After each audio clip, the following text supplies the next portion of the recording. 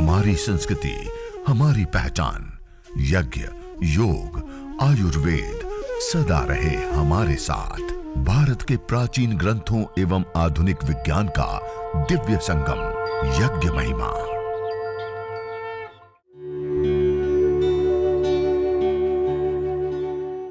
भारतीय संस्कृति में यज्ञ, योग एवं आयुर्वेद जैसी अमूल्य विद्याएं हैं, जिसका मूल है वेद। इतिहास की ओर दृष्टि डालें तो भगवान राम, भगवान कृष्ण से लेकर राजा महाराजाओं, ग्रामवासियों व अरण्यवासी ऋषियों की कुटियों तक नित्य व नैमित्तिक यज्ञों का प्रचलन देखने को मिलता है। हमारे पास अनुकूलता है, हम करना चाहें तो वो करना चाहिए, अच्छी बात है।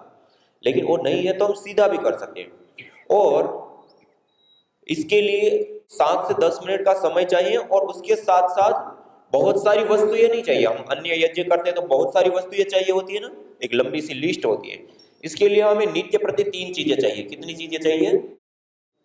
एक समिधा, मानी हवन के लिए प्रयोग होने वाली लकड़ी, पीपल, बरगद, गुलर, पलास, समी, अपामार्ग, मदार, बिल्व, गाय के गोबर के उपले या जो हमने अभी स्टिक प्रयोग किया, गोमय समिधा, कोई भी एक।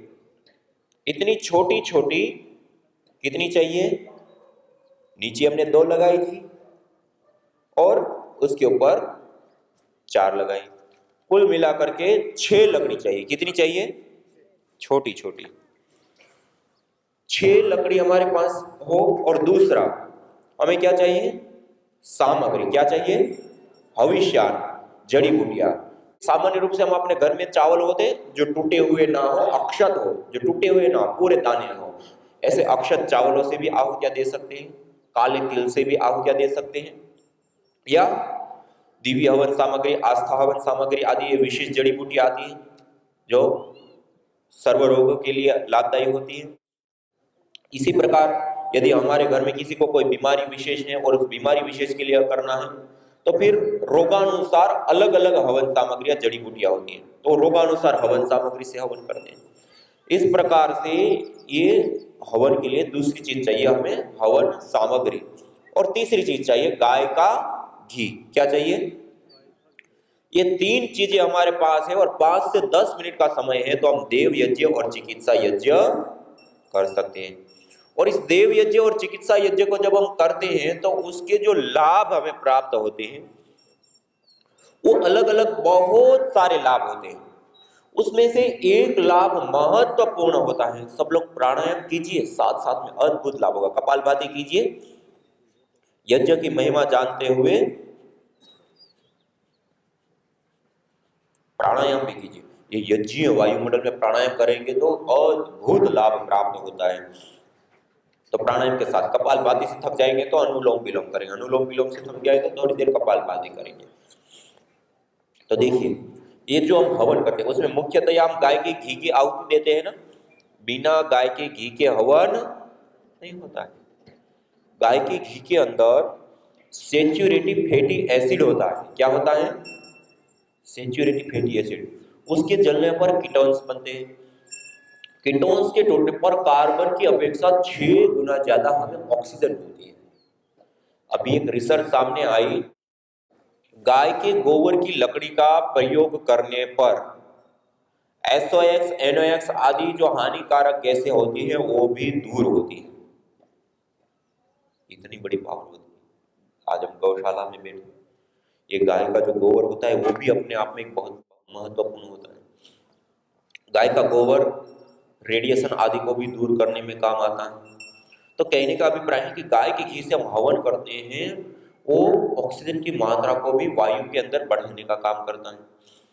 उसके साथ साथ एक महत्वपूर्ण और विशेष लाभ प्राप्त होते हैं। जब हम हवन करते हैं ना तो वायुमंडल के अंदर पार्टिकल होते हैं छोटे छोटे, उसमें रूपांतरण आता है, परिवर्तन आते हैं। सामान्य रूप से हम ये जिस वायु के समुद्र में श्वास लेते हैं ना उसमें 2 प्रकार के पार्टिकल पाए जाते हैं। कितने प्रकार के? 2। एक होते हैं धन आवेशित कण, एक होते हैं ऋण आवेशित कण। धन आवेशित कण जहां शहरीकरण है, औद्योगिकीकरण है, भीड़ भाड़ वाले इलाके हैं, ऐसे स्थानों में स्वाभाविक रूप से पाए जाते हैं, उसमें रहते हैं तो हमारे शरीर के अंदर ब्लड सीरोटोनिन की मात्रा में चेंज आते हैं, जिसके परिणाम स्वरूप हमारी पूरी बॉडी एसिडिक हो जाती है, अम्लीय हो जाती है। कैसी हो जाती है? अम्लीय, एसिडिक। एसिडिक बॉडी होने के कारण हमारे शरीर के अंदर अनेक प्रकार के उपद्रव रोग होते रहते हैं। बहुत अधिक मात्रा में दवाई लेते हैं तो ठीक हो जाता है, दवाई छोड़ते फिर वापस हो जाता है। क्यों होता है? बॉडी एसिडिक है। दूसरा होता है ऋण आवेशित कण। वो स्वाभाविक रूप से जहां नदी, झरने, तालाब, समुद्र के तट, पहाड़ी क्षेत्र या जहां जंगल है, ऐसे स्थानों पर स्वाभाविक रूप से ऋण आवेशित कणों की बाहुल्यता होती है। उस वायुमंडल में रहते हैं तो दो लाभ विशेष हमें प्राप्त होते हैं। एक, उस वायुमंडल में जैसे आपने देखा होगा, समुद्र के तट पे जाए, नदी के किनारे पे जाए, कोई जंगल है, ऐसे स्थानों पे जाते ही तुरंत मन रिलैक्स होता है, नहीं होता है? प्रसन्नता, आह्लादपन, एक प्रफुल्लता। क्यों होता है? वो हमारे हार्मोन्स को तुरंत चेंज कर देता है। क्या कर देता है? वो जो वायुमंडल होता है वहां पर ऋण आवेशित कण बहुत बड़ी मात्रा में होते हैं, और वो जो ऋण आवेशित कण बाहुल्य वायुमंडल होता है उसमें श्वास लेते ही हमारे हार्मोन्स चेंज हो जाते हैं। स्ट्रेस हार्मोन्स एकदम से डाउन आ जाते हैं और गुड हार्मोन्स बढ़ जाते हैं। और गुड हार्मोन्स जब बढ़ जाते हैं तो उससे हमें एक आरोग्य लाभ विशेष होता है। उसके साथ साथ उस वायुमंडल में रहने से हमारी पूरी बॉडी अल्कलाइन हो जाती है। क्या हो जाता है? क्षारीय। क्षारीय शरीर के अंदर कोई रोग होता ही नहीं। आज बहुत बड़े रूप में इसका प्रचार किया जाता है कि हमारे बॉडी यदि अल्कलाइन रहती है तो कोई रोग होता नहीं है। और बॉडी को अल्कलाइन करने के लिए आज अल्कलाइन पानी पीने के लिए कहते हैं कि हमारा शरीर के अंदर 70% से अधिक पानी होता है, और 70% से अधिक पानी होता है, और वो पानी को अल्कलाइन पिए तो हमारी पूरी बॉडी भी क्या हो जाएगी? अल्कलाइन, तो कोई रोग होगा नहीं। और उस पानी को अल्कलाइन करने के लिए 2.5 से 3.5 लाख रुपए की मशीन आती है। कितने रुपए की? और ये जो हमने हवन किया ना गाय के गोबर के उपलों से और गाय के घी से, ये जो भस्म होती है, इस भस्म को पहले थोड़ा पीस लेते हैं पत्थर में, और फिर उसको छान लेते हैं। 1 गिलास पानी में 1 चुटकी डाल करके उस पानी को टेस्ट किया गया, जो 3.5 लाख रुपए की मशीन करके देती है, 1 चुटकी भस्म करके देती है। ये पानी को अल्कलाइन बनाने के साथ साथ उसके अंदर कैल्शियम, आयरन, जिंक, पोटेशियम, ये जो खनिज तत्व हमारे शरीर को चाहिए होते हैं ना, वो खनिज तत्व भी उस पानी के अंदर आ जाते हैं। मानी मेडिकेटेड वाटर बनाने का काम भी इसके माध्यम से भली प्रकार से सिद्ध होता है। मैं मुख्य रूप से आपको बात बता रहा था धन आवेशित कण और ऋण आवेशित कण। धन आवेशित कणों से बीमारी, ऋण आवेशित कणों से आरोग्य। यज्ञ करने पर जिस स्थान पे ये छोटा सा हमने हवन किया ना, इतना छोटा सा, जहां पर 11-21 आहुति देकर के देव यज्ञ करते हैं, वहां के वायुमंडल के अंदर प्रति सेंटीमीटर एयर के अंदर 200 से 400 ऋण आवेशित कण पाए जाते हैं। ये इतनी बड़ी संख्या होती है, जो घना जंगल हो ना, वहां के वायुमंडल में जितनी हो। मानी इतना छोटा सा अपने घर के अंदर हम हवन करके, यज्ञ करके, अग्निहोत्र करके जंगल जैसा वायुमंडल अपने हाथों से अपने घर में हम निर्मित कर सकते हैं। और उस वायुमंडल के अंदर रह करके हम अपनी बॉडी को अल्कलाइन बना सकते हैं, अपने हार्मोन्स को चेंज करके गुड हार्मोन्स को बढ़ा सकते हैं। कितनी बड़ी विद्या है। 10 मिनट तो कितना जंगल जैसा वायुमंडल पाओ, और इसकी भस्म ही खाली आप देख लो। आज लोग 3.5 लाख रुपए की घरों में मशीन लगाते हैं, आप 1000-2000 का हवन कुंड लगाइए, इसकी भस्म वो काम करके आपको दे देगी।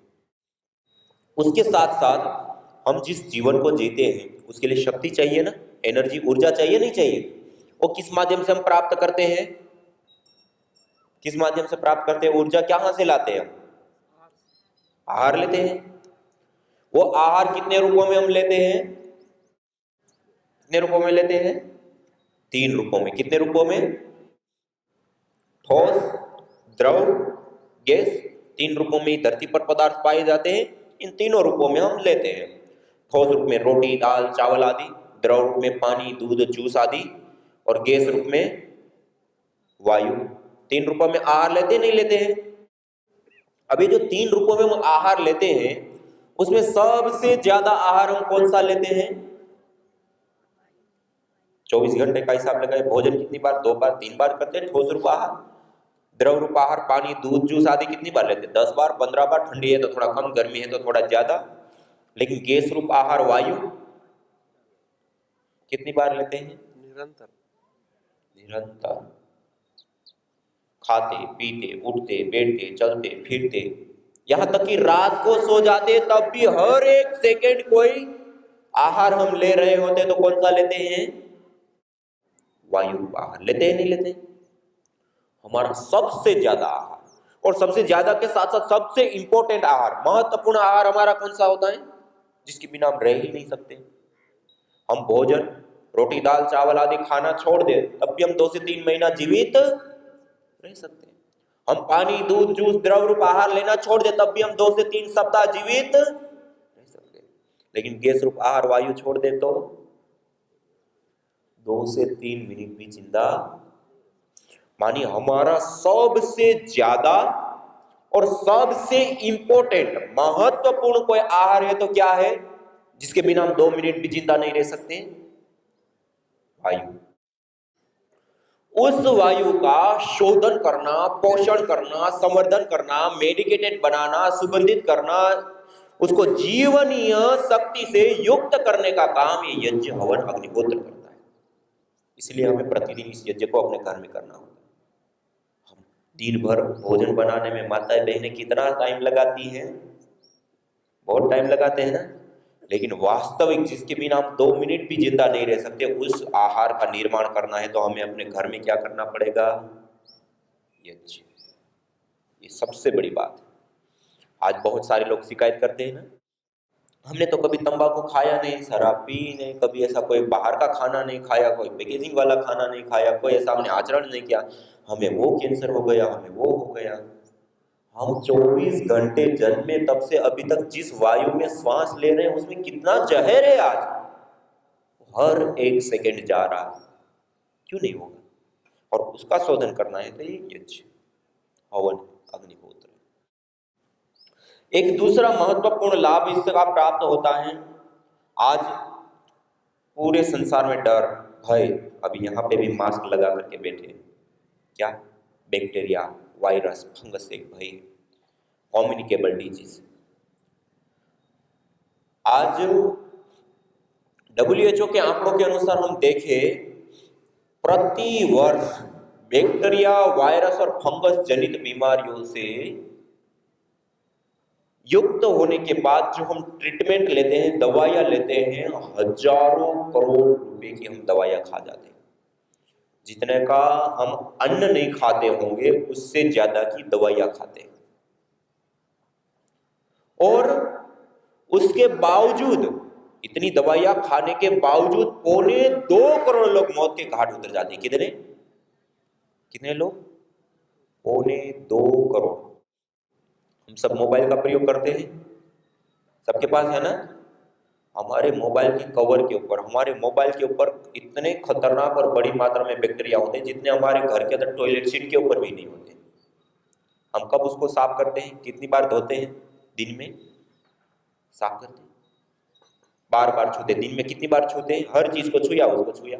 खाते पीते साथ में लेके घूम रहे हैं। दरवाजों के हैंडल, हर कोई व्यक्ति आया वो दरवाजे के हैंडल को पकड़ता है। सीढ़ी की ग्रिल, हर कोई चढ़ता है उतरता है उसको पकड़। ये सारी चीजें इन्फेक्शन फैलाती है। अपने ही घर के अंदर सोफे है, पर्दे है, क्या हर रोज उसको साफ करते हैं हम? कितने दिन में सोफे साफ करते हैं? अपने घर में सोफा है, कितने दिन में धोया बताइए? ये सब के ऊपर बहुत बैक्टीरिया आदि होते हैं, उससे इन्फेक्शन फैलते हैं, इससे रोग होते हैं।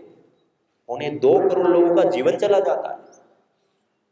और ये जो हम हवन किया ना अभी 5-7 मिनट का, इतना सा यदि हम हवन कर ले तो इस हवन का धूम्र को जब एनालाइज किया गया कि इसके अंदर क्या होता है, इसके अंदर भारी मात्रा में माइक्रोबायल एक्टिविटी देने वाले कंपोनेंट्स होते हैं। और उसके बाद माइक्रोबायोलॉजी लैब में इसको टेस्ट किया गया कि इस धूम्र को यदि ये जो रोग फैलाने वाले बैक्टीरिया फंगस आदि होती है उसको देते हैं तो क्या होता है। आपको जानकर के आश्चर्य होगा, 5 मिनट मात्र यज्ञ करने से 65% से 96% तक बैक्टीरिया वायरस फंगस आदि नष्ट हो जाते हैं। कितने प्रतिशत? 96%। और ये गैस फॉर्म में होता है। घर में इतना सा कर दिया तो ये धुनी घर के कोने कोने में, पर्दे सोफे कुछ भी हो, वायु है सब जगह पे पहुंच जाती है और एक कंपोनेंट्स को लेकर के पहुंच जाती है। तो ये पूरे घर के वायुमंडल को सैनिटाइज कर देती है, सारी वस्तुओं को सैनिटाइज कर देती है। सबसे बड़ा सैनिटाइजर है। बैक्टीरिया वायरस फंगस आदि को, कम्युनिकेबल डिजीज को दूर कर देता है। इतनी बड़ी विद्या है। आज उसके बाद हमने कुछ जहां पर लोग आते हैं, ठहरते हैं, चले जाते हैं, होटल आदि होते हैं ना, ऐसे स्थानों पर बहुत इन्फेक्शन आदि फैलते हैं। अभी ये कोरोना काल में वहां पर हमने इसके परीक्षण करके देखे कि वहां पर क्या इसका लाभ होता है। और ये सारे केमिस्ट्री लैब का डाटा, माइक्रोबायोलॉजी लैब का डाटा, ये प्रैक्टिकल किया उसका डाटा, और इससे निकलने वाले जो पार्टिकल होते हैं ना, वो नैनो स्केल पार्टिकल होते हैं, उसका डाटा, ये सब चीजों को एनालाइज करने के बाद अमेरिकन इंटरनेशनल जर्नल में आज भेजे। और कुछ दिन पहले ये पब्लिश हो चुका कि ये 5 मिनट का यज्ञ हम अपने घर के अंदर कर ले तो पूरे परिवार को हम बैक्टीरिया वायरस फंगस से बचा सकते हैं और 2.25 करोड़ लोगों की जान बचा सकते हैं यदि घर में पहुंचा दे तो। हजारों करोड़ रुपए खर्च होते हैं ये पीछे, दवाइयों के पीछे, उनसे भी हम लोगों को बचा सकते हैं। ये इतनी बड़ी विद्या है। तो इतना 5 मिनट कर लिया, पूरे परिवार का बचाव। इसी प्रकार इसका एक महत्वपूर्ण और लाभ हमें प्राप्त होता है। आज मोबाइल, लैपटॉप, टीवी, कंप्यूटर, बहुत सारे उपकरणों का हम प्रयोग लेते हैं। इलेक्ट्रॉनिक उपकरण, हमारी दीवारों के अंदर केबल बिछे, बोर्ड लगे हुए, एलईडी लाइट्स लगे हुए हैं। आज हम कार्बनिक पदार्थों का भी प्रयोग करते हैं। ये सारी चीजें रेडिएशन छोड़ती है। क्या करती हैं? आज हम रेडिएशन के जाल के बीच में जी रहे हैं और इस रेडिएशन का इतना दुष्प्रभाव होता है, हमारी कोशिकाएं डैमेज होती है, हमारे न्यूरॉन्स को वो डैमेज करता है, कैंसर जैसे घातक रोगों को पैदा कर देता है। आज कैंसर के केस कितने सारे बढ़ रहे हैं, खतरनाक रूप से बढ़ रहे हैं।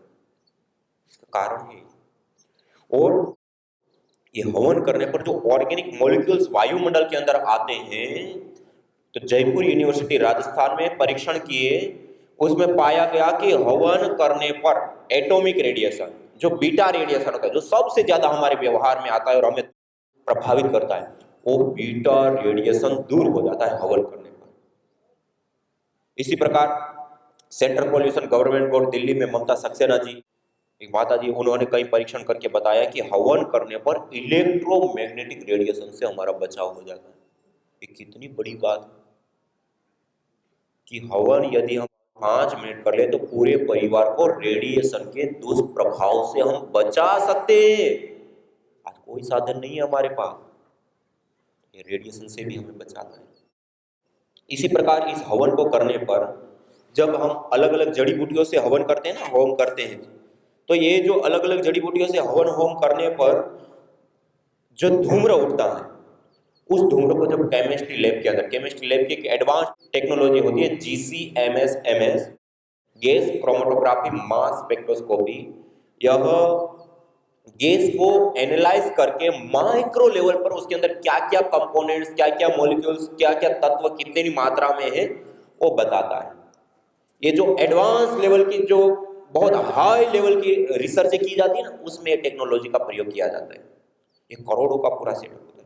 उसमें यज्ञ का धूम्र को जब एनालाइज किया गया तो आपको जानकर के आश्चर्य होगा, हम जब बीमार होते हैं और अलग अलग बीमारियों के लिए अलग अलग कंपोनेंट्स लेते हैं ना, जैसे बॉडी को डिटॉक्सिक करने के लिए एंटीऑक्सीडेंट कंपोनेंट लेते हैं, वो भी इस यज्ञ के अंदर होते हैं। Anti microbial, bacteria virus fungus जनित बीमारियों, कम्युनिकेबल डिजीज को दूर करने के लिए जो हम कंपोनेंट लेते हैं वो भी इसके अंदर होते हैं। एंटी एफ्लेमेटरी, सूजन, इन्फेक्शन आदि को दूर करने के लिए जो हम कंपोनेंट्स लेते हैं वो भी इसके अंदर होते हैं। एंटी ब्यूटाजेनिक, जो ट्यूमर आदि हो जाता है, असंतुलित रूप से कोशिकाएं बढ़ जाती है। जो तुम चाहते हो रोगों से छुटकारा, तो लो नियमित यज्ञ का सहारा। यज्ञ की यह शुद्ध हवा सब रोगों की है दवा। आयुर्वेद ग्रंथों में यज्ञ को देवीय चिकित्सा कहा है और कहा आयुर्वेदेषु यत् प्रोक्तम यस्य रोगस्य भेषजम तस्य रोगस्य शांत्यर्थम तेन तेनेव होमये।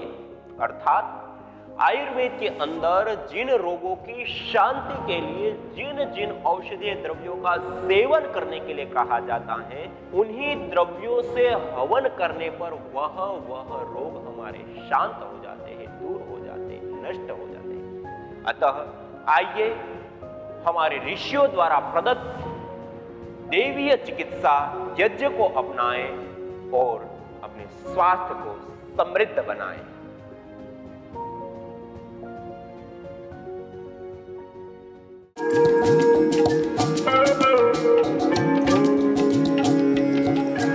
प्राणेष्टि हवन सामग्री जो विशेष करके अष्टवर्ग की औषधियों से निर्मित, जिसमें विधारिकन, मैदा, शतावर, काकोली, क्षीर काकोली, रिद्धि, वराहिकन, बला, सफेद मूसली, पौंच बीज, अश्वगंधा, गिलोय, ज्योतिष्मती, अपामार्ग, गुड़वच, पुष्करमूल, पुस्ते खद्दूर आदि विशेष औषधियों से निर्मित इस प्राणेष्टि हवन सामग्री से हवन करने पर उत्पन्न धूम्र के अंदर असराल्डिहाइड, सिनेमेल्डिहाइड, प्रोलिन जैसे विशेष कंपोनेंट्स, मॉलिक्यूल्स, फाइटोकेमिकल्स प्राप्त होते हैं, जो विशेष करके ऑटो इम्यून डिजीज, वंशानुगत रोग एवं मल्टीपल डिजीज में लाभप्रद होती है।